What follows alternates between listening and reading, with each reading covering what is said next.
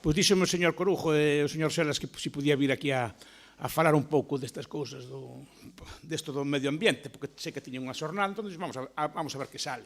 Entón, preparei unhas notas, puxeron un título como a Unión Europea e a crise non sei que, eu lle puse de crecemento e colapso, como me decía o señor Corujo, é máis ou menos o mismo, non?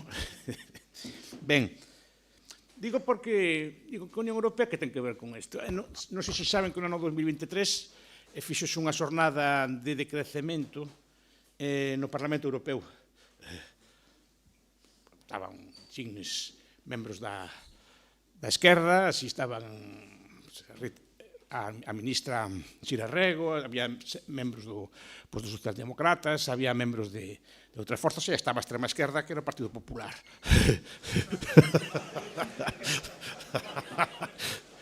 Sí, porque asinaron o manifesto varios membros do partido e presentou, como non presentou a señora von der Leyen, falando de superar o paradigma do fósil, que había que superar o paradigma do fósil e dicindo que había que buscar outras formas de crecemento, etc. Creo que ahora virou algo de medida. Aí que se desmarcou foi a señora Metsola, que era presidente do Parlamento, bueno, que desmarcouse un pouco, pero bueno, que desde ámbitos oficiais e de todas as forzas políticas, non? Pois o decrecemento parece que foi, agora xa pasou un pouco, non? Pero era unha especie de moda que se empezaba a discutir, que había que buscar outras formas de crecemento, que había que buscar outras formas de superar o actual marco de desenvolvemento.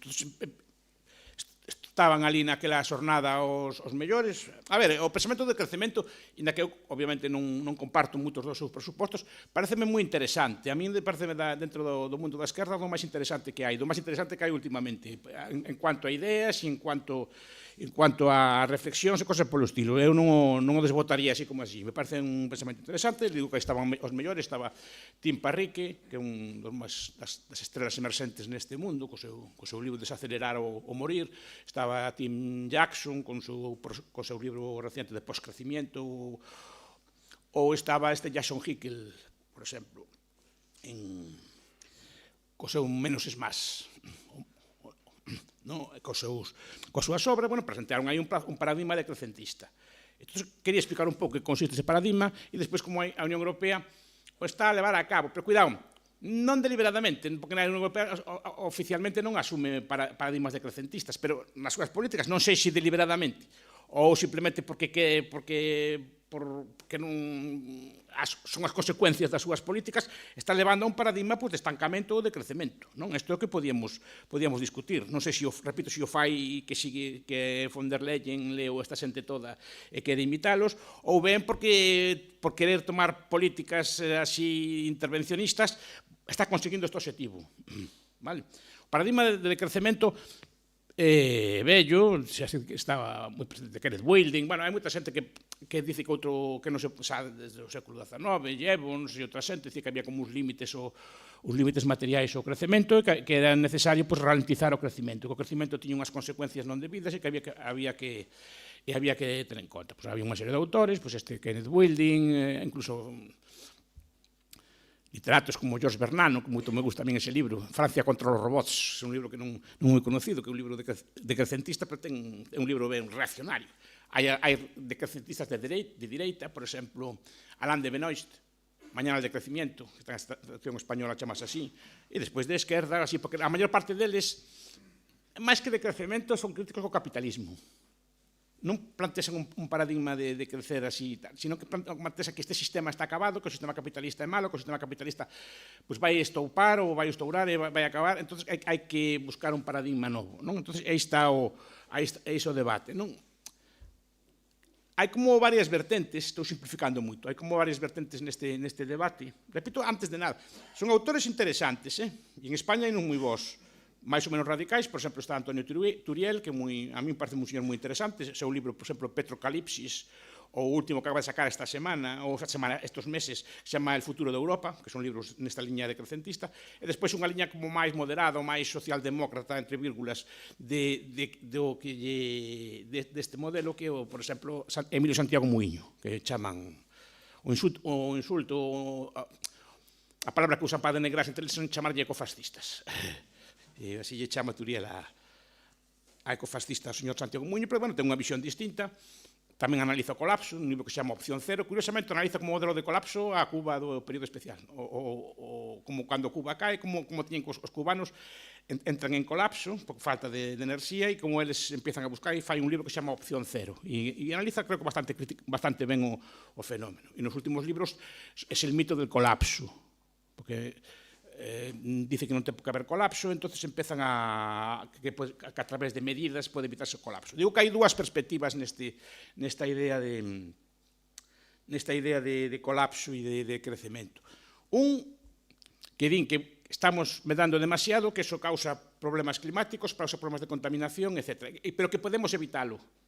Simplemente decrecendo podemos evitar que chegue ese futuro catastrófico. Hai moita literatura catastrofista climática, os libros de Kuntler, por exemplo, hai moitos traballos ao respecto, os libros de Clary, por exemplo, que falan das guerras climáticas, que vamos a guerras polo agua, todo así, todo que vai ser un futuro así como distópico, non?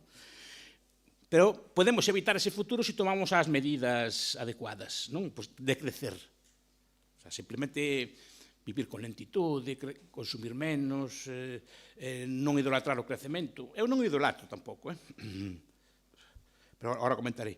Pero outros, en cambio, dicen, o colapso, Turiel, por exemplo. O colapso é inevitable. En Petrocalipsis o di, no último libro, mira, fagas o que fagas, non hai. Non hai opción. Entón é mellor que vayamos acostumbrando a vivir dunha forma de crecemento, a preparar esa cosa que vai chegar e a intentar, digamos, poñer as bases para ese futuro. Ambos os dous defenden solucións decrecentistas, pero ambos, digamos, que difiren. Un o ve como inevitable, fagas o que fagas, dentro deste paradigma non se pode seguir, e vamos a acabar. Entón, aí entra o debate. Miña crítica, cual é a miña reflexión ao respecto? Non, así estou falando moi por enriba, porque me pidieron que fora relativamente breve. A ver, o crecemento e o crecemento non poden ser planexados. Eso é unha cousa que me gusta lembrar. Igual que non podemos planexar mañán vamos medrar e facer un por decreto mañán medramos, non podemos decrecer tampouco ordenadamente, porque o sistema é tan complexo que non podes alterar un parámetro sin alterar moitos outros. O Hayek, cando falaba isto, dice que cando cambias un precio, cambias centos de precios despois. Cando cambias un sistema productivo, cambias outros centos de sistemas productivos a vez porque están casi todos interrelacionados. Se ti decreces nunha cousa, por exemplo, ahora estamos en contra da automobilidade, non queremos transporte público, etc. Que é un objetivo que se pode discutir, pero, bueno, é un objetivo. Pero se ti cambias e quitas os automóveis, ti quitas tamén as ambulancias. Ou as faz moito máis caras. Porque as ambulancias son automóviles máis ou menos transformados, os furgonetas máis ou menos transformados. Se ti cambias a automobilidade, tamén cambias o sistema. Entón, que combustible usamos para esas ambulancias? Que redes de repostos temos para esas ambulancias? Non é rendible facelo. Non é rendible facelo porque é rendible facelo nun marco de que está un mundo automobilizado, todas as cousas as temos, non? Ou calquer outro ben. É dicir, non podemos a mellor privarnos de certos consumos, claro, sin privarnos a mellor de ter medicamentos. Porque están relacionados, non hai un produto que se fabrique solo seguindo todos os procesos para facer o medicamento. O medicamento depende de que haya gas, depende de que haya vos transportes, de que haya vos boas cámaras de frío, de refrigeración, depende un montón de cousas que non podes reducir aquí sin ter consecuencias en sectores nos que non esperas. Iso é a cuestión desto. A parte que cualquier transición deste estilo é un sistema de planexamento central.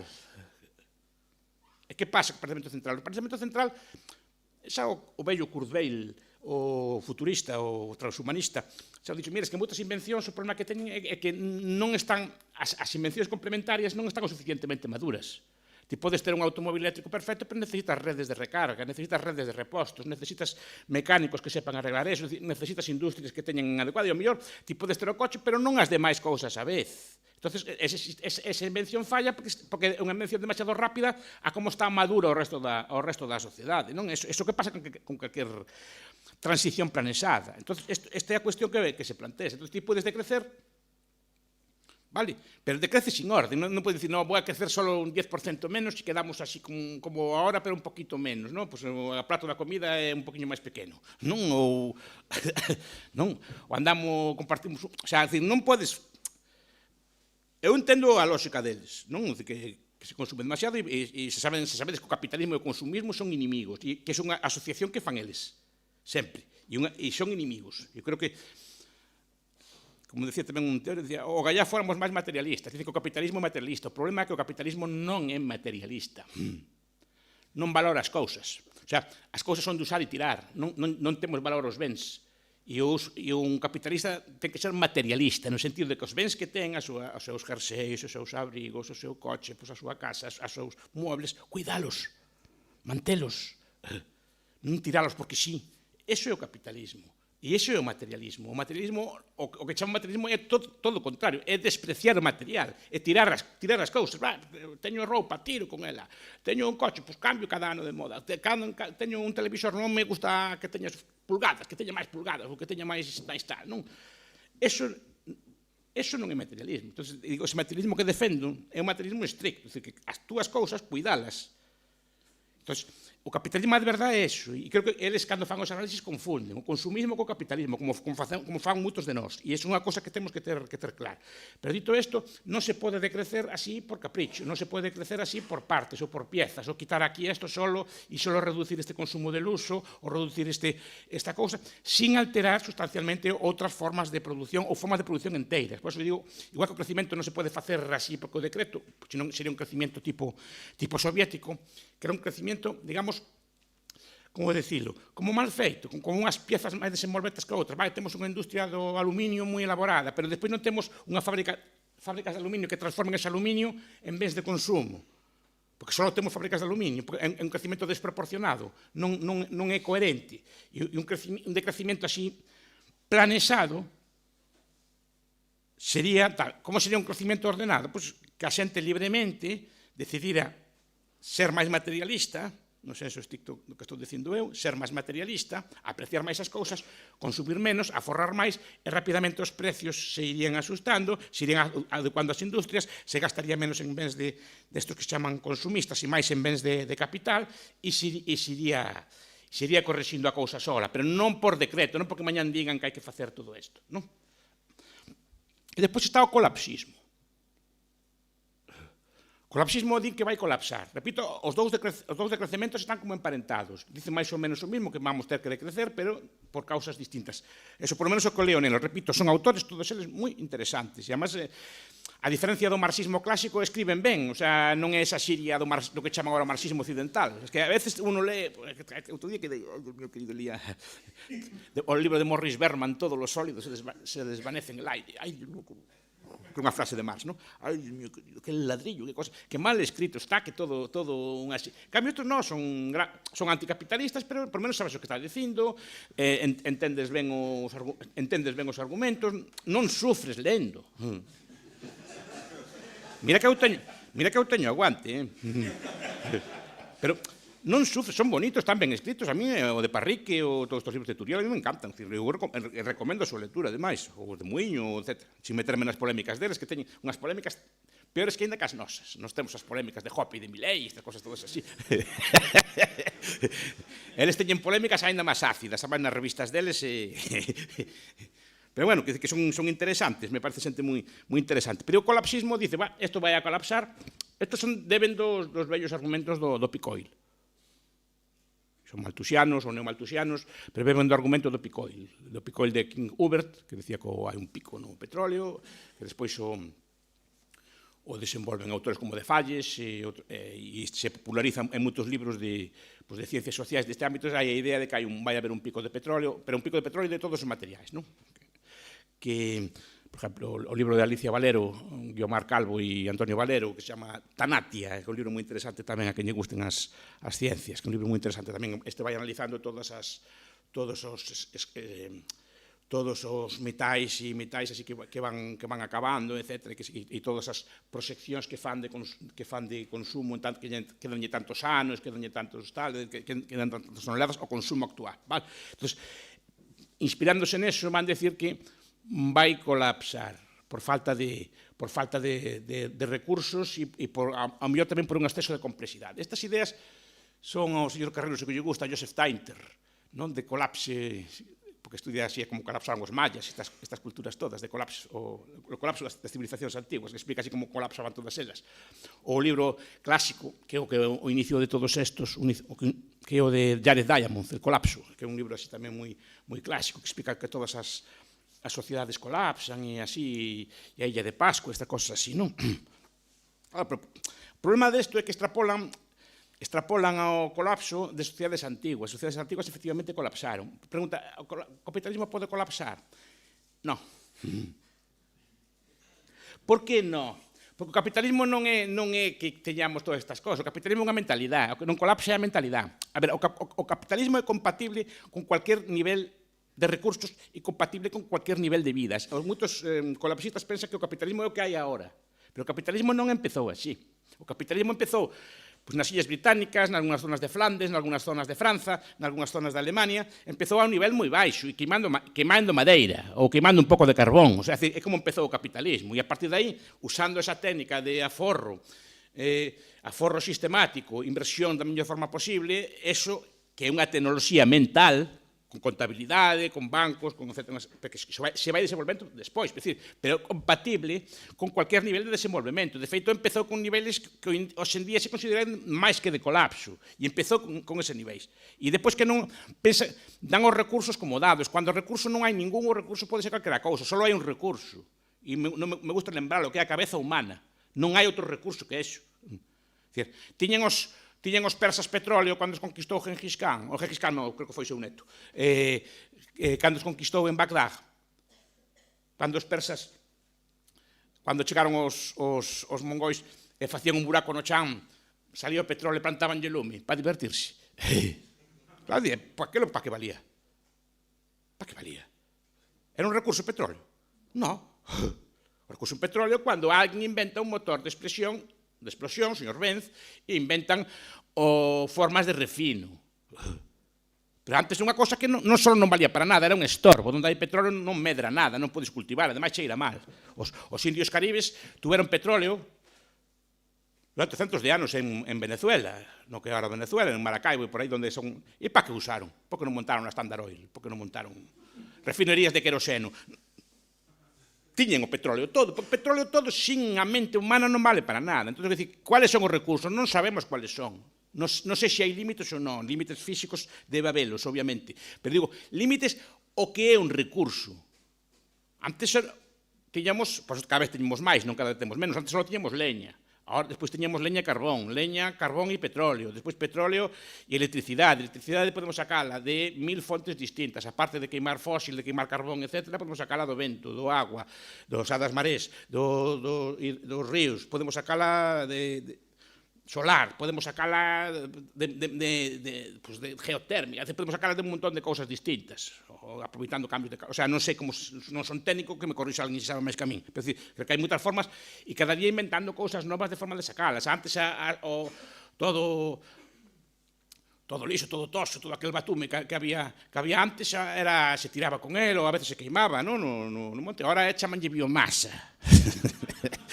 Fanse centrais para aplicalo e facer electricidade con él. Non digo que sea eficiente ou non é esa a cuestión, digo que o que podemos ou non podemos facer aínda non está conocido. Entón non podemos saber o que é un recurso, porque non sabemos o que a nosa mente pode descubrir no futuro. E máis, cuantas máis mentes haña no mundo, son máis mentes a pensar e a inventar cousas. E aí está a cuestión. E non colapsa, porque o capitalismo tampouco necesita dun espacio determinado, dun espacio xeográfico determinado. Parece que un capitalismo ten que ser a nivel mundial. O capitalismo, cando nace o capitalismo, dun os historiadores, nacen unhas cuantas comarcas, ni siquiera a provincia, ni siquiera unhas cuantas comarcas en determinados sitios concretos. E daí se expande e se imita como unha mancha de aceite a outras partes do mundo. O sea, pero o capitalismo, para seguir existindo, para non colapsar, non precisa de que sea a nivel mundial, como pensan isto, que estamos consumindo a nivel mundial e todo isto pode colapsar. Podemos entrar en etapas de recesión, podemos entrar en etapas de crisis, pero o capitalismo non ten por que colapsar, simplemente verá o que hai naquele momento e intentará aplicar estas técnicas o que hai e intentará volver a facer funcionar. Non, o sea, eu non creo que sea, digamos, eu non creo nas leis da historia, non creo que o capitalismo, digamos, teña que ser sempre medrando ou que non haya picos e baixos, que a xente non poda adoptar outras doutrinas. xa se votou, e que sean contrarias ao capitalismo, pode perfectamente adotarlas, pero digo, como a idea, o pensamento, salvo que borremos a mente de todos os homens, aí está presente e pode surdir ou subsistir en calquer sitio. Bastaría con que subsistire, por exemplo, en Macao, ou en Singapur, ou en Nueva Zelandia, ou en calquer outro sitio, para que desde aí se pudera volver a estender ao resto do mundo. É dicir, non é unha cousa que colapse como unha civilización antigua. A civilización antigua, por exemplo, aquilo da Isla de Pascua, que tanto falan. A Isla de Pascua, dicía que Diamond, que está moi discutido ese argumento, pero Diamond decía que cortaron todos os árbores para mover aquelas pedras que tiñen, que creo que se chaman moi, aquelas pedras aquelas estatuas que teñen, cortaban todo. Entón, os da Illa de Pascua non tiñen sistemas de propiedade privada, no sentido que se cortaban un árbol, plantaban outro. Non plantaban outro. Non había sistemas de prezos para valorar aqueles árbores para que non gastar tanto, ou usar árboles, digamos, os árboles menos ineficientes para digamos que non den fruto, así, os árboles máis adecuados. Non, tampouco tiñan. Eles cortaban e punto. Como eran os antepasados tamén, non só os pascuinos. Hasta que pasou o capitalismo, o capitalista dice, espera, corta un árbol, hai que plantar outro, senón a terra perde valor. Non? E non só plantan un, plantase dous por se un falla. Este é o sistema que temos. E ese sistema, e hai un sistema de prezos que nos indica, oye, que os árboles están esgotando. Deixa de cortar tanto árbol, empeza a buscar sustitutos. Para cartar ou aproveita os árboles varias veces ou busca a vida, pero non empeces a gastar. Os pascuinos tampouco tiñan esos sistemas. Como non tiñan moitos povos da antigüedade, non tiñan estos sistemas. Tiñan sistemas de prezos, como romanos ou outros povos, pero non tiñan sistemas de capitalismo. O capitalismo é bastante tardío. É unha cousa que hai que distinguir sempre, capitalismo de libre cambio. Son cousas distintas. Ainda que están emparentadas, son distintas. E moitas veces creo que estos críticos creo que non estudiaron ben o capitalismo. O sea, creo que collen un estereótipo, collen a idea ideal do que é o capitalismo, no que leen nos libros, non? O neoliberalismo, e sempre leen o libro de Mirovsky, por exemplo, que é un libro moi bo tamén, por certo, non? El camino, The Road to Mont Pelerin, e todo critican desde aí, casi sempre. Os libros de Harvey, a breve historia do neoliberalismo, que non é que sean malos libros, pero, oye, podías ler de vez en cuando algún libro capitalista tamén, non só ver o capitalismo polos ollos dos críticos, mira a ver que dicen tamén os teóricos e as reflexións que fan. Entón, claro, este colapso eu non creo que se dé. Ahora, pode haber un descenso de nivel de vida, e desde logo non vai ser tipo Mad Max. Non, porque o imaginario de Mad Max, ainda estou lendo o libro de Urri ao respecto, o imaginario de Mad Max fixo moito daño. E todas estas distopías, la carretera e estas cosas así todas, non? Porque plantean un futuro así como de guerra e todos peleando, además por falta de gasolina. O Mad Max pelean por a falta de gasolina. Entón, están todo o día peleando uns cos outros, se loitan e están todo o día lidando uns cos outros, non? Nese escenario non ten por que darse. Además, nos escenarios catastróficos, James Lerley e outros dicen que non son así. Son máis ben cooperativos. Pero, bueno, dito isto, estos son, non creo que haya o sea, o decrecemento pode habelos, pero o ideal sería que fora de habelo por simplemente deixar de consumir. Ese sería o ideal de... Pues claro, si deixas de consumir, aforrase, o país se volve máis capitalista, non menos. Que algún crítico lle fixo ver, e é certo. E además, algún deles se deu conta. Se se aforran, máis capitalistas son, que pasa que en vez de gastarse en bens de consumo, se farían, por exemplo, máis tuberías de agua, mellores centrales eléctricas, mellores outro tipo de cousas. A parte, co decrecemento, ten un problema. Ainda que queras non de crecer, tes que crecer o suficiente como para manter o que tes. O sea, tens que ter tamén unha amortización, tens que manter as máquinas que tes que manter as cosas que tes, e solo para manterse como está é necesario aforro, capitalismo e inversión, porque senón non podes manterte, ni siquiera como estás, porque senón te pasa como en Venezuela, pasa como en Cuba, que os sistemas eléctricos se van deteriorando, que se van deteriorando os sistemas de transporte, e ao final, porque en Venezuela non poden casi ni siquiera refinar, sendo un país que antes refinaba, porque simplemente porque as factorías que teñen eles non invertiron, entón lentamente se van apagando, porque se van gastando as piezas, se vai estropeando e non teñen para repoñer isto. O sea, o capitalismo non só fai falta para crecer, sino para manterse como está. Porque ese paradigma do crecemento infinito que tamén se nos acusa a veces, tampouco é exactamente así. O crecemento eu non o veo malo, pero tampouco esa idea de que estamos todo o día pensando en crecer al infinito e así como pensan eles que pensamos. Non? Dito isto, estos son os escenarios. Agora digo, a Unión Europea que está facendo? Que está facendo? Si, está dando nos dous pés. Pero a través de que? Primeiro, quere facer unha transición enerxética. Eu xa non me meto coa Xenda 2030, que agora falar deso case é falar como de conspiracións e cousas así. E o señor Moreno gustanlle moitas conspiracións, pero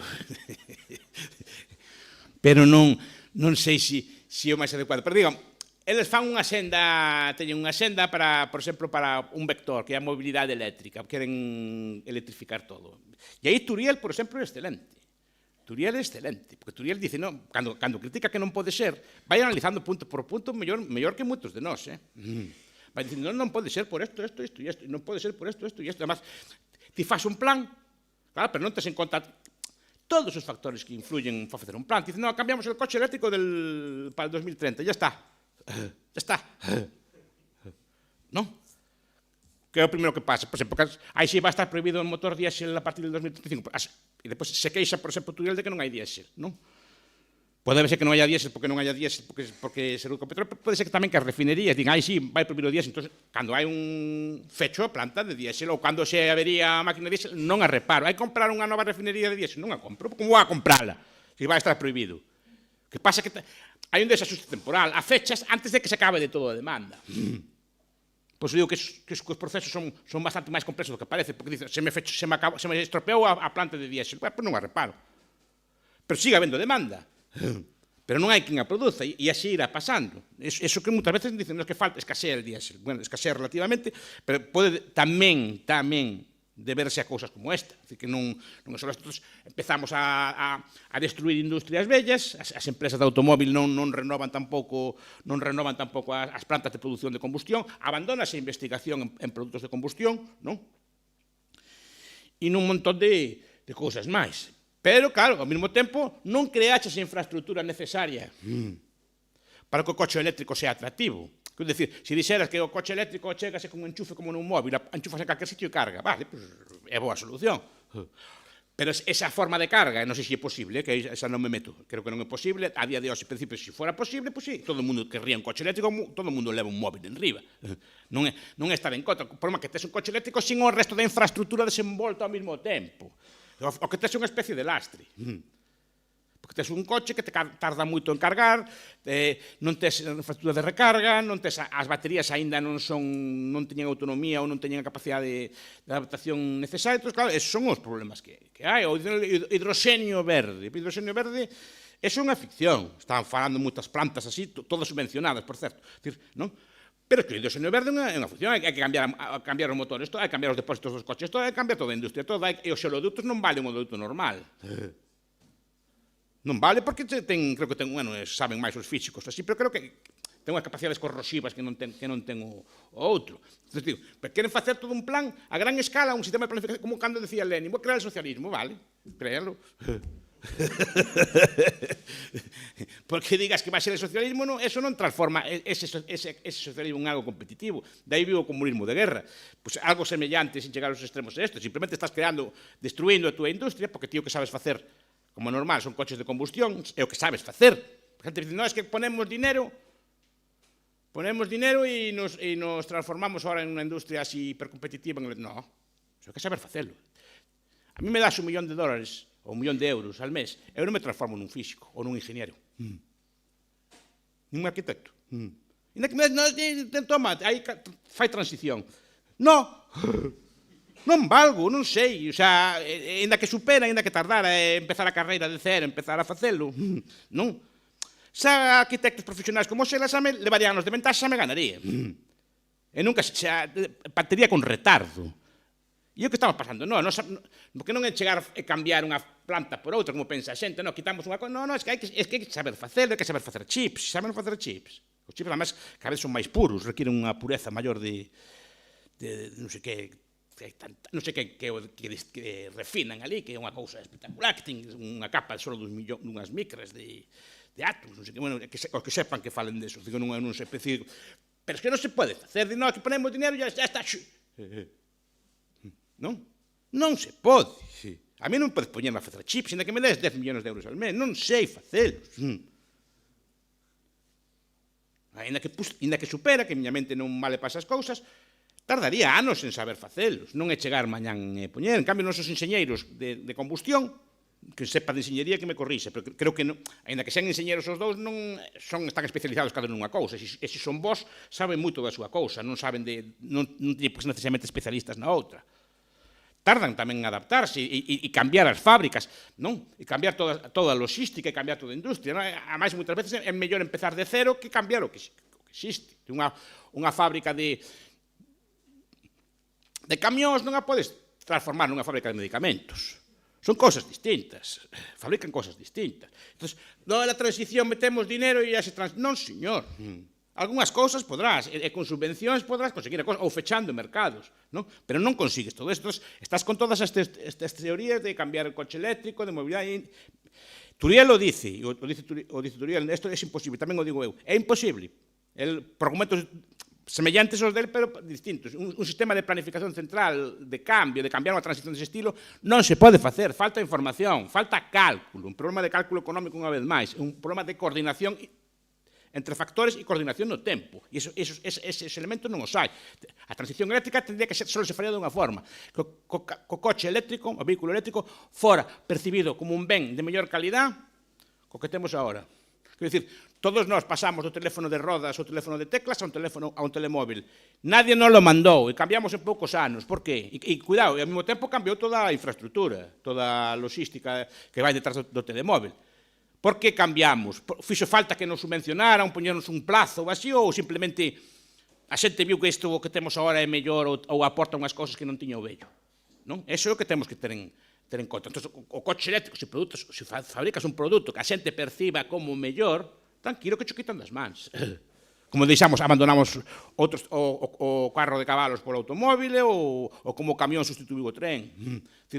Porque aporta unhas cousas, as que sean, que son distintas. Despois está toda a cuestión psicolóxica da Unión Europea. A mí faime gracia isto como se chama? Volta ao salvaxe, ou como se chama? Rewilding, non? O rewilding, sí. Isto é un libro de un señor que se chama, un dos libros casi póstumos de O. Wilson, un biólogo, autor de Consiliencia, a unión de las ciencias y el conocimiento social, unha cousa así, de unificación de las ciencias. Pero ten un libro que se chama Media Tierra, non sei se algún o conoce. Si, non? Media Tierra, que é o que ven a decir, que hai que deixar a mitad do planeta para que este salvaxe como estaba antes, non? E vivir con media tierra. Así que media tierra para os humanos e outra media tierra para que estén ali os rinocerontes. Sí, o bicherío e todo que sale nos documentarios. No, que non, cuidado que a mí me gusta me calles os bichos, que non son como bo conservador, son conservacionista, me gusta calles os animais. Pero claro, manter aquelo salvaxe, primeiro, en que etapa de salvaxismo? No, porque hai que fixar un lapso de tempo, qual é a época correcta da naturaleza a que hai que volver. Creo que hai debate, creo que algúns optan polo Pleistoceno. E incluso, non estou falando de broma, algúns falan de recuperar ou clonar ou coller bichos parecidos aos mamús ou así e volver a soltalos por ali. Ou se poden clonar, non, senón animais parecidos. Non estou falando de broma. Non estou falando de broma.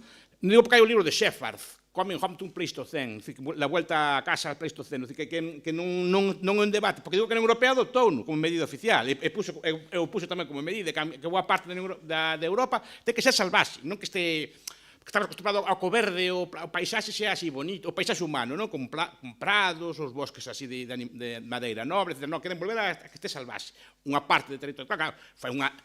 moitas desas terras, hoxe en día, son terras agrícolas. É un cambio terrible. Despois, todos os cambios nos fertilizantes, todos os cambios bueno, a PAC comezou con unha política de prezos, xa empezou facendo daño, non? Xa empezou con unha política proteccionista, xa empezou con unha política que fixo un daño terrible á competitividade europea. Eu sempre conto o caso de Nova Zelanda. Hai un libro moi bo, se lle gusta isto, que como se chama? La agricultura e el Estado, de Pasur, chamase así en español, non? E ten o primeiro capítulo, a introducción vai sobre a política agraria común. Digo porque se alguén interesa ese tema, que é moi interesante. Bueno, empezamos con políticas de precios, empezas distorsionando por completo a agricultura, porque uns precios os subvencionan, son os máximos, outros mínimos, moitas explotacións europeas abandonaron cultivos tradicionais, de hortalizas ou así, para poñerse a facer leite, porque a leite era o produto estrela, e tiña un precio de garantía, entón se abandonaron un montón de cousas para producir prados, despois se producía leite de máis, empezou a poñer cuotas, empezou a haber leite en negro, empezou todo a haber un montón de cousas, non? Pero claro, falle un daño terrible de cultura. Sempre poño o caso de Nova Zelanda. En Nova Zelanda hai un momento que dice nada, que produzca cada un o que lle dá gana, como lle dá gana, aquí non hai subvención ninguna. Ahora, ten a agricultura mellor do mundo. E os produtos agrarios mellor do mundo. E cando vou a Guatemala a visitar aí a Dani, sempre veo que a manteiga que me poñen para almorzar é de Nova Zelanda. E digo, como chega de Nova Zelanda hasta? Pois chega. Chegando, chega e máis cousas. Como non chega? Porque son super competitivos. Simplemente diseñan e sin axuda ninguna. Vale? Esas dúas cousas son as que están causando, digamos, o decrecemento. Non porque sigan as teorías do colapso, non porque, creo eu, por lo menos parece que non as conocen. Non me consta que as conozcan, así en profundidade. Pero o que están conseguindo é o que queren os decrecentistas. O que pasa é que non o están facendo dunha forma ordenada e vai ter consecuencias, digamos, están facendo por decreto, e vai ter consecuencias, entendo eu, que perniciosas a medio plazo. Bueno, ahora as preguntas, veña.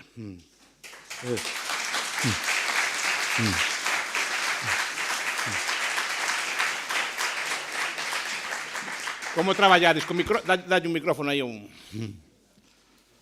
minarquismo.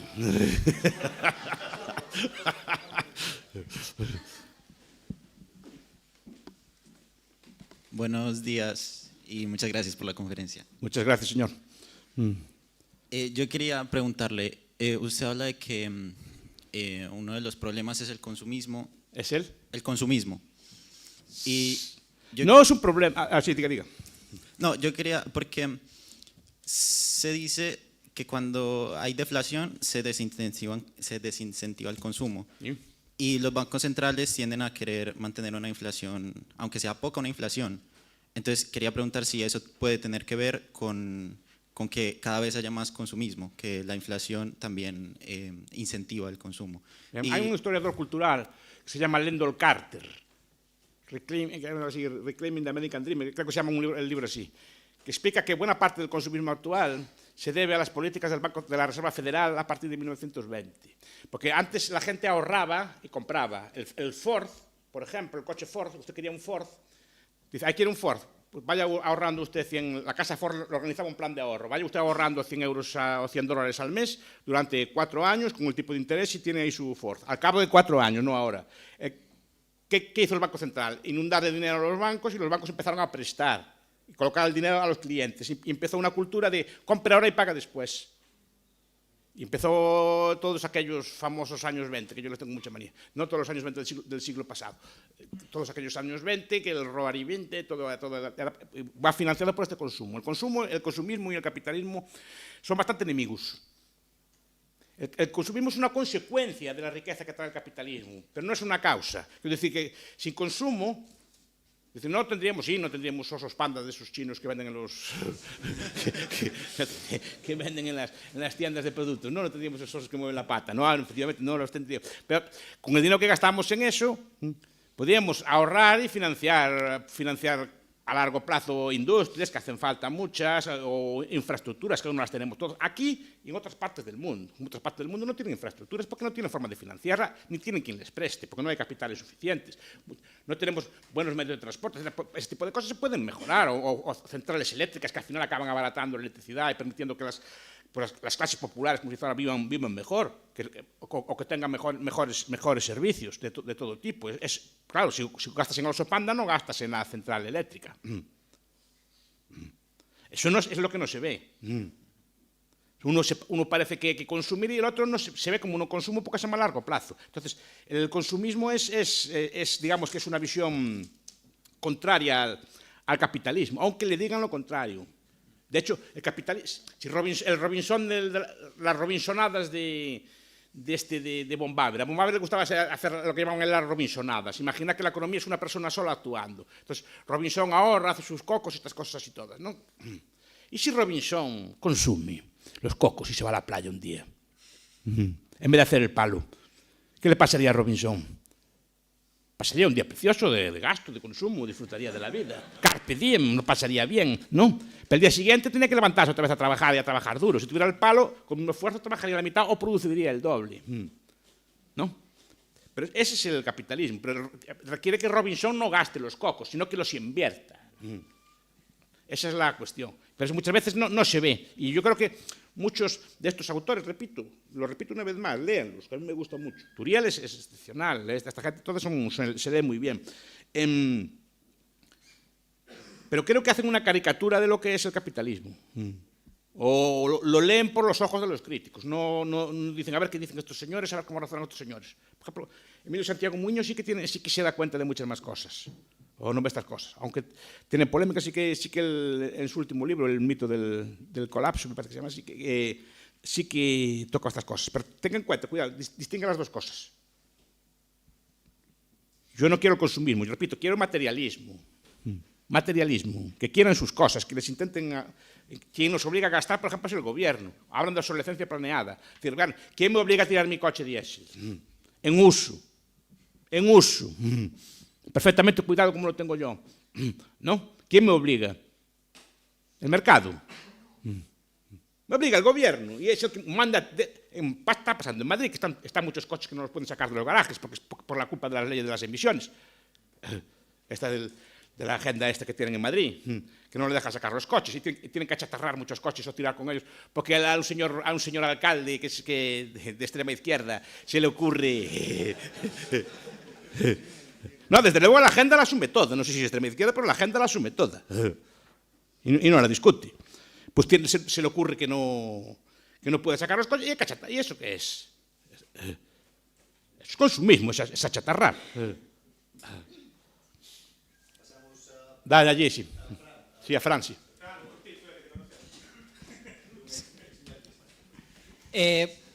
Moitas gracias, profesor Bastos, pola súa conferencia. Oxe, non estuve en anarco, oxe, tendrás que ir. Xo sei.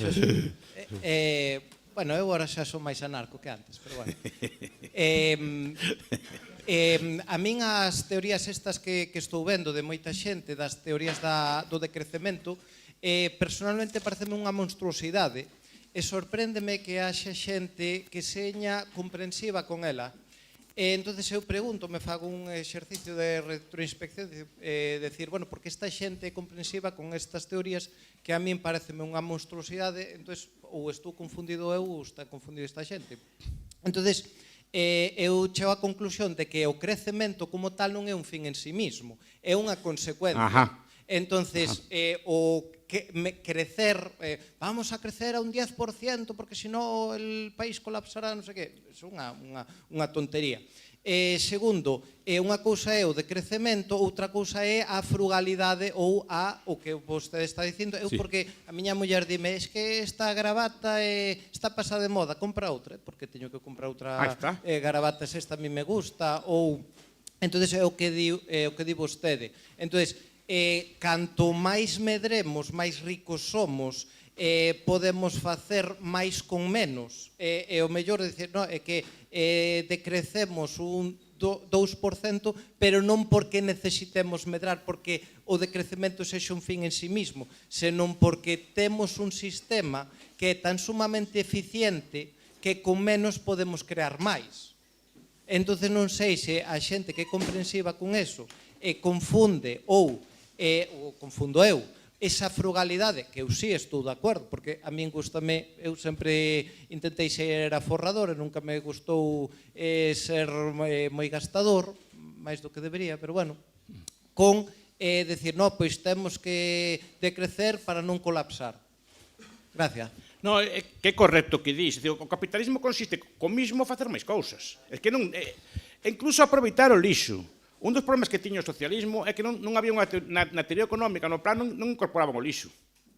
Solo creo que un plan húngaro se incorporou, pero non incorporaba o lixo. Pero o capitalismo, hai un austriaco que se chama de Rocher, que é un dos poucos xeógrafos da escola austriaca, e dice, non, a ver, que o lixo hai que incorporalo. É máis, as industrias foméntanse unhas co lixo das outras, co residuo das outras, e se van complementando e van aproveitando un o que tiren as outras e van construindo industrias sobre aquilo que sobra. Entón, o capitalismo é a cousa que menos tira as cousas. Feito outros sistemas que sí que desperdician moito máis precisamente porque non teñen cálculo. Non? Esa idea de capitalismo, de frugalidade, pero repito, precisamente é o contrario ao que creo que moitos deles pensan, que estamos todo o día despilfarrando. O capitalismo non, a ver como podemos facer miren unha lata de Coca-Cola ou unha lata de bebida, non? Quanto pesaba cando era novo e quanto pesa ahora? Non se ve que cada vez son máis finas. E usan moi produto, porque están intentando aforrar aluminio, non despilfarrar aluminio. O que teña ali, todo o que se intenta é aforrar. Os motores cada vez que venden, no, que mi coche consume el triple que antes. Non che venden así. Os electrodomésticos che venden como máis eficientes. Os coches dicen, no, es que este coche ahora consume 3 e pico de litros, e máis che poñen na publicidade. Cada vez, esa é a tendencia, que un coche se mova con cada vez menos combustible, que un electrodoméstico xe máis eficiente, intentar facer un produto con menor cantidad de materia prima posible. Ou co mesmo traballo, aproveitalo cada vez máis, que non se desperdicie. Eso é o capitalismo, pero non parece que estamos tanto día pensando que estamos como despilfarrando, tirando así, como aquel ruso, creo que foi do Telegram, que tirou así os cartos pola ventana un día, así pola... non, que estamos todo o día así querendo ver como gastar máis e como buscar así formas de dar voltas no coche para queimar gasolina, só para gastalo e cosas por el estilo. Non debe pensar que é algo así. O capitalismo de verdade non é así. Hai xente que é consumista, hai xente que despilfarra diñeiro, como estos cantantes que queren bañarse en champán cando van así aos hotéis e cosas polo estilo, que se ven así nas noticias de sociedade do xornal, e entre sus excentricidades que le gustaba bañarse en whisky ou en champán, encargaba al hotel. Pero normalmente non son moi capitalistas esos, son ricos, pero non son capitalistas, que esta tamén é outra confusión que hai que eliminar. Bueno, muchas gracias, profesor, por la charla. La verdad que es un honor escucharlo aquí en persona y espero que sea la primera de muchas. Me queda claro que el fin de los recursos, como algo tan esencial como el petróleo, no llevaría al colapso del capitalismo, pero por la parte de la desigualdad, ya que muchos académicos ahora estudian este campo, yo me preguntaba si, por ejemplo, una gran acumulación de riqueza en pocas manos es lo que sí puede llevar a un colapso del sistema. Eso es el neofeudalismo, eso que le gustaba a Varoufakis. ¿No? Yo soy de la teoría, ahí soy muy anarco, ahí soy de Kevin Carson, en el sentido de que, o de Gorelick. Estas grandes riquezas se producen en buena medida por el apoyo del Estado, no porque el mercado favorezca la... Yo no soy igualitario, o sea, en el sentido de igualitarista. A mí no me importa tanto, como soy de derechas, a la derecha le importa menos la igualdad que la libertad, pero aparte me interesa cómo está el más pobre, no que haya igualdad. O sea, me interesa si el más pobre, los colectivos más pobres están mejorando o no me preocupa tanto que sean iguales. Eso hay un autor que se llama Walter Schlegel, lo conocerán, que se llama El Gran Nivelador. Dice, no, las sociedades más igualitarias son las cuando hay una catástrofe, cuando hay una guerra, cuando hay una peste o así, cuando somos iguales. No es lo ideal, porque ahí somos todos iguales. Cuando bombardean una ciudad así, o vienen así una tropa o así de fuera, ahí somos todos iguales, todos vamos refugiados, escapando de allí. Entonces, no es la igualdad, precisamente la propia estabilidad social, la propia paz genera que, derivando de cursos de vida distintos y de preferencias distintas, haya desigualdad humana. Ahora, desigualdades extremas, primero, no sé lo que es una desigualdad extrema, a partir de cuánto es una desigualdad extrema y a partir de cuánto no la es, no sé dónde está escrito en la tabla eso. Ahora, muchas grandes fortunas o grandes cosas, primero, no son derivadas del mercado, son derivadas del cronicapitalismo, que el Estado te da un monopolio de algo, como algunos países que tienen el monopolio de los teléfonos, lo tiene un señor, otros tienen el monopolio de la obra pública, o tienen monopolio bancario, o están protegidas determinadas industrias por el Estado. Y como ustedes saben, si es buen austriaco, sabe que las empresas también tienen un límite. No se, aparte, aquel mito marxista de que 3, 4 megacorporaciones van a comprarlo todo y van a hacerse con todo. No, eso no puede ser. Hay un punto que las empresas colapsan también, pero por puro tamaño. Igual es un corolario de la imposibilidad económica del cálculo en el socialismo. Que las empresas también tienen un límite. O sea, no podría haber esas grandes fortunas sin apoyo o subvención estatal, en buena medida, no todas.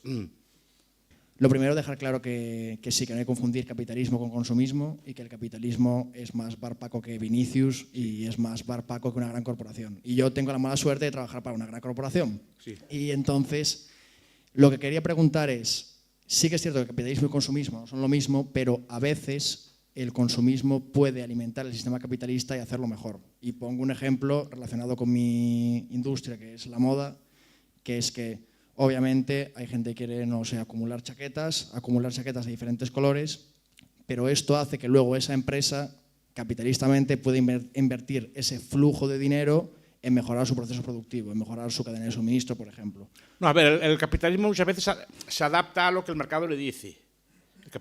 Yo lo discutía una vez cuando hablamos del capitalismo y la religión, ¿no? Diciendo, no, es que el capitalismo es consumismo y demanda como bienes viciosos, ¿no? De lujo o consumistas, o demanda mucho alcohol, mucho gasto de superfluo, ¿no? No, pero la culpa no es del capitalismo, la culpa es de la gente. Sí, pero eso no hace que la empresa sea mejor. No, pero simplemente, si la gente demandara menos moda, hipotéticamente, eso es la gente que lo demanda. En vez de demandar moda, demandaría tuberías de cobre. Cuidado, que son menos glamurosas, pero también dan trabajo. ¿Me explico? O demandaría mecanismos, cojinetes de bolas o cosas por el estilo. Y usted, en vez de trabajar en la moda, trabajaría fabricando ruedas de bolas, o cojinetes de bolas, o tornos o fresadoras. Trabajaría igual. Y seguramente las vendería igual de bien o administraría la empresa igual de bien, ¿no? Usted simplemente se adapta a lo que la gente quiere, y la gente lo que quiere, y ahí está la cuestión. Mucha gente dice que vivimos en capitalismo, pero no es capitalista. Mucha gente consume, yo no digo ni de más ni de menos, que tampoco es una cosa moral, ¿no? Tampoco hay un baremo de lo que debe consumir o lo que no debe consumir, ¿no? Solo digo es que si no consume ropa, va a consumir otra cosa, pero a lo mejor es una cosa que implica un proceso de producción más largo. A lo mejor se pone a hacer cemento, por ejemplo, ¿no? Lo que digo, que no hay nada en eso, pero digo que y hay que consumir ropa también. Obviamente que necesitamos para vestir, y está bien que sea más barata y que sea de más calidad. Claro, pero ese consumismo mejora el proceso productivo. Mejora el proceso productivo, pero empeora otro. ¿Cuál? Quiero decir, si yo gasto en ropa, no tengo para ahorrar para financiar una central eléctrica nueva. Repito que es menos glamurosa, ¿no? Que el prêt-à-porter, o que andar así con pantalones tipo pirata o cosas de estas así, ¿no? ¿No? Con brasier. Es menos glamurosa y es menos chic, no llama tanta la atención. Pero estamos fabricando cemento, acero, aluminio, cosas por el estilo. Cuidado que también da empleo, y también crea riqueza. Solo que uno es lo que decía Hadley, lo visto y no lo visto. El consumismo alimenta una parte del capitalismo, y no estoy en contra, porque al final responde a lo que la gente decide. Pero es la gente lo que decide, es la gente la que es consumista, no el capitalismo, ¿no? Lo que dice siempre Mises, si la gente prefiere el alcohol a la Biblia, vale, pero es la gente que prefiere el alcohol a la Biblia. Si la gente prefiriera Biblias o viajes a Tierra Santa, el mercado se los daba baratos, de alta calidad, y le daría todo tipo de comodidades en las iglesias, aire acondicionado. O sea, ¿me explico? Pues la gente quiere alcohol. Pero es la gente, no es el capitalismo. Si la gente quisiera todo el día rezos y así, tranquilo que los tendría, Biblias de todas las calidades, precios, todo tipo de libros de vidas de santos, que a mí me gustan mucho, de geografía y cosas por el estilo, y tendría toda esta biblioteca, y tendría todo tipo podría viajar a Lourdes cómodamente, etc. Tendría un ave para ir a Lourdes Si fuera lo que usted quisiera, sí. Ahora, la gente... El ave lo decide el Estado, es igual ir a no. Lourdes que ir a Punta Cana. A efectos de capitalismo. Si la gente prefiere a Punta Cana, es culpa de la gente, no del capitalismo. Si la gente quisiera rezar, tendríamos vuelos todos los días baratos a Lourdes para ir y volver en el día, a rezar el rosario, el Santo Rosario. ¿No? Pero no le echa la culpa al capitalismo. El capitalismo es indiferente. Está diciendo que la gente consume y las empresas se adaptan a lo que la gente consume. Punto. Pero el capitalismo es indiferente. Si la gente prefiriera vivir austeramente, pero quisiera mejorar su sistema de alcantarillado, que también es menos glamuroso, pues a lo mejor mejoramos el sistema de alcantarillado y nos vestíamos peor. Pero repito, una cosa es más bonita que la otra y preferimos gastar en una cosa que en otra. Pero cuidado, usted tendría empleo igual, solo que en empresas de servicios de ese estilo. Obviamente nos adaptamos a lo que la gente demanda. Ahí no tienen culpa ustedes. La última. Señorita Loureiro. O señor Pereiro, pero puede Pere- llamarme como no. usted quiera. como Pereiro. Ah, Pereiro. Sí. Eu quería preguntar se ten estudiado, tamén está un pouco relacionado con esta última pregunta, as razóns que poden explicar dende o punto de vista psicolóxico que moita xente asuma este discurso do decrecemento ou tamén moitos homes que asuman pois eso, a ideoloxía de xénero, pois non sei, se de algún punto de vista psicolóxico de sentimento de culpa ou non sei. No, son temas distintos e hai que debatir cada un por separado. O tema do decrecemento, a ver, o asumen porque é o discurso oficial, é máis, parece o lóxico. Lembremos unha cousa, a ciencia social boa é contraintuitiva, non é así, non é o sentido común, porque o normal é pensar que os recursos son como un queixo que vas rallando nel e que se vai gastando hasta que se gasta o queixo, non que o vas como rallando. E os recursos non son así, porque estamos todo o día descubrindo novas formas de aplicalos, descubrindo recursos novos ou descubrindo novas formas de reciclaxe. Estamos todo o día cavilando. Entón non sabemos, ainda que intuimos, non sabemos exactamente cuáles van a ser os recursos do futuro. Hai un que se chama Dieteren, que ten un libro moi bo que se chama Los metales de la esperanza, algo así, que explicando que, bueno, moitos metais se poden esgotar, pero hai aleacións. Se poden facer moitas aleacións. Ou se poden imaginar, ou se poden pensar, por menos teóricamente, os que sepan desas cousas, que se me corrixen, moitas aleacións que ainda non están feitas con metais que sí que son abundantes. Pois chamamos os materiais da esperanza, que se poden facer con isto. Ora, o discurso normal é isto, que se gasta, que estamos consumindo demais, que é un discurso que a xente asume lóxicamente. Non... Sempre hai ese escotado chamaballe bionismo, non? Esa idea de volta á pobreza, que temos que ser así como pobres e así. Eu tampouco defendo exactamente eso, defendo vivir unha vida frugal, austera, etc. E non excederse. Pero tampouco, digamos, pasa nada. Pero que un discurso que parece que é lógico, non? Desde Malthus ou desde Jevons, que todo que se va acabando, se va a acabar o carbón, o Malthus que se va a acabar o fame no mundo, todos esos discursos do Club de Roma, non? O de Paul Ehrlich, que se va, nos anos 80 iba a haber unhas fames terribles en Estados Unidos e Europa, porque se va a agotar os recursos. Porque non é así, porque o ser humano non é un algo pasivo, non é un insecto que ten o que ten, sino que nós podemos, a imaginación nosa pode crear moitas cosas, pero eso non é fácil de explicar. O normal é creer que todo se vai gastando e que hai un momento que vamos a... A parte que está no imaginario noso, porque moitos destes discursos asumen fórmulas religiosas ou pseudo-religiosas, no senso de que hai un pecado original, que é o consumismo, e nosos pecados están aí, e Dios nos va a castigar en el infierno climático, non? Unha cosa destas así, pero por culpa de nosos pecados de gasto. Como está no noso imaginario, simplemente unha transposición. Hai o pecado, que somos consumistas, é un pecado original de naturaleza nosa perversa de consumo, e que por culpa de nosos pecados tal, a naturaleza nos vai a castigar e nos va, o sea, con ferverán as aguas dos mares e subirán e asolagarán todo. O sea, o discurso incluso é bastante bíblico. Nas catástrofes previstas é bastante bíblico. Que non digo que non, eu non me meto neses temas, porque, repito, é unha cosa que aprendín a ser prudente nestas cousas. Se non sei de cambio climático, non falo de cambio climático. Punto. Podo falar das consecuencias económicas ou políticas, pero se quenta ou non quenta, se vai subir ou non vai subir, eso non o sei. Saben porque non sei, eu non sei ler un gráfico deses, non sei. O que sí que sei, os que leen esos gráficos, os que leen esas teorías, estas cosas así, poden interpretar esos datos precisamente porque o capitalismo lle dá as ferramentas para facelo. Todas estas ferramentas, estos satélites que miden a temperatura do mar, todas estas cosas así que tan sofisticadas, todos estos medidores que teñen e cosas por estilo, os hai porque hai especialistas en maquinaria de precisión que lle fan ese tipo de máquinas. E iso lo pode facer unha sociedade moi rica, que permite o luso de andar a medir esas cousas. Unha sociedade que vive nun nivel de supervivencia non pode permitirse esos lusos, non ten medios nin para fabricalos, nin para manter ou debidamente manter e formar persoas cualificadas para que fagan ese tipo de cousas. Eso só pode facer unha sociedade moi rica. As sociedades primitivas non podían permitirse o uso de ter científicos profesionais, nin profesores profesionais, nin músicos profesionais, nin escritores profesionais, nin literatos. Non había nada disso, vivían na mera supervivencia. Se hai científicos que, gracias a Dios, están todo o día pensando, cavilando cosas, é porque hai unha sociedade suficientemente rica que os pode manter. En unha sociedade de crecemento non os habría, nin tendrían os medios. Vale, moitas grazas pola charla. Quería preguntarche si dúas preguntas rápidas.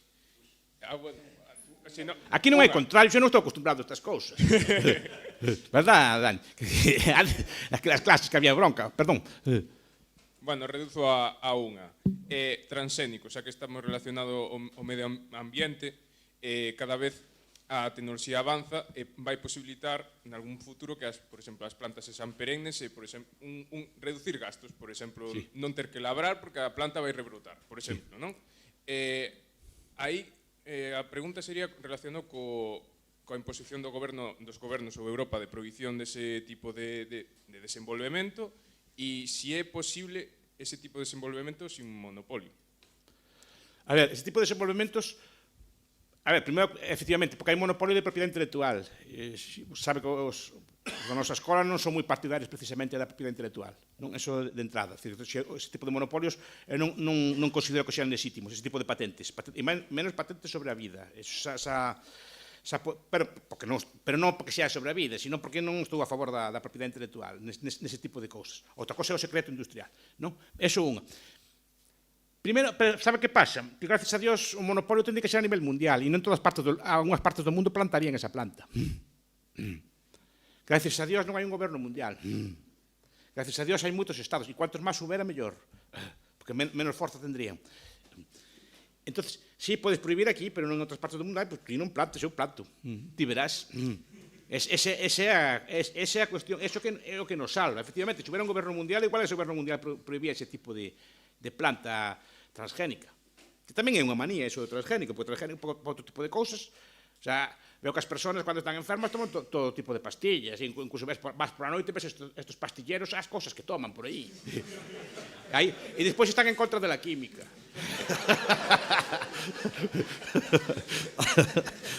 Non? Pois isto mismo, comemos todo tipo de cousas, porque hai como trigo, este arroz ten betacaroteno, non lle metemos non sei que cousa, hai que horror que non sei que non sei cuánto. Non é unha cousa que para que haya vitaminas no arroz e a xente poda medrar, non cabe ver o problema, pero bueno. Aparte, o trigo normal non é transxénico no sentido de transxénico, pero sí que é fruto de moitos cruces. E antes facían insertos nos árbores. E iso non é parecido. Sí. A última. Muchas gracias, profesor. Le quería preguntar sobre una paradoja que se da cuando hay una concentración de capital, que si bien viene de una mentalidad capitalista y es beneficiosa en cuanto a prosperidad económica, se crea una paradoja de que mediante el fenómeno de concentración todo se masifica en el estilo del que hablaba Robke, y entonces en esa masificación se vuelve a fomentar el pensamiento, digamos, a corto plazo. Entonces, ¿qué solución hay para revertir esa paradoja y que eso no ocurra? Pero es que eso no es una ley causal. Quiero decir, puede haber esa paradoja, pero no tiene por qué darse siempre. Es decir, la masificación simplemente que algunos bienes son más baratos. Pero usted puede masificar. O sea, a Robke lo que le gustaba, por ejemplo, era que las propiedades fueran pequeñas, cada obrero con su casita. Se refiere usted a más allá de la oferta y la demanda, supongo, ¿no? Que es el libro, es uno de mis libros favoritos también. En ese aspecto sí, pero no es una ley causal. Es decir, usted puede comprar bienes baratos, pero después redefinirlos a su forma, vestirlos a su forma. Es decir, aunque todos tengamos la misma ropa, la podemos combinar de forma distinta. Y podemos llevar formas de vida. Lo que se trata es eso, no veo yo que tenga que haber necesariamente una masificación. La masificación que de Robke más bien creo que es como la de Ortega, es una masificación cultural, no de los bienes. ¿No? Y eso depende de los sistemas educativos, que sí que son masificados, que rara vez se critican. Por ejemplo, que todos los niños o las niñas de España estudian todos lo mismo, prácticamente todo lo mismo, y eso no se discute, eso no es masificación. Sí. Por ejemplo, no crea una misma cultura o parecida cultura en todos, y eso es lo que masifica, pero no es el mercado que masifica. Además, el mercado es el que permite... Aquí me acaban de regalar unos libros bien extraños, ¿no? El Estado produciría ese tipo de libros. El planificador central se le ocurriría producir una tirada corta de un libro pequeño. O produciría los libros que entiende pertinentes. O un disco de música de un grupo extraño, de un grupo así alternativo, lo produciría. Una obra de teatro alternativa, la produciría. Se le ocurriría al planificador central eso. Ese es el problema. Lo que masifica el mercado no es masifica, el mercado diversifica. Me acaban de dar un libro bien raro. A lo mejor solo lo tengo yo, o poca gente lo tiene, ¿no? Entonces no es el mercado que masifica. El mercado produce bienes a demanda. Algunos bienes los produce a gran escala y porque la gente los quiere así. Tampoco tiene mucho sentido, yo qué sé, que el papel de cocina pues que sea así como muy diverso. No sé, me explico, no acabo de entender yo la lógica. Usted querrá un papel de cocina masificado, supongo, ¿no? Que le limpie las cosas, pero no que sea muy sofisticado, que haya unas calidades extraordinarias de ese papel, una cosa así, ¿no? Pero otras cosas sí que las quiere usted, la ropa a lo mejor la quiere usted personalizada, determinados músicas las quiere personalizadas, determinados alimentos puede quererlos personalizados. Personalizado puede ser por el alimento o como lo cocine usted, ¿eh? No solo es el alimento. Profesor Bastos, estaríamos aquí todo o día escoitándolle, seguro, pero desgraciadamente temos que ir ao xantar do capitalismo. Sí. E penso que, en todo caso, penso que mereceu o aplauso. Así que ahora Entonces me traballar hasta en vacacións. Sí, sempre.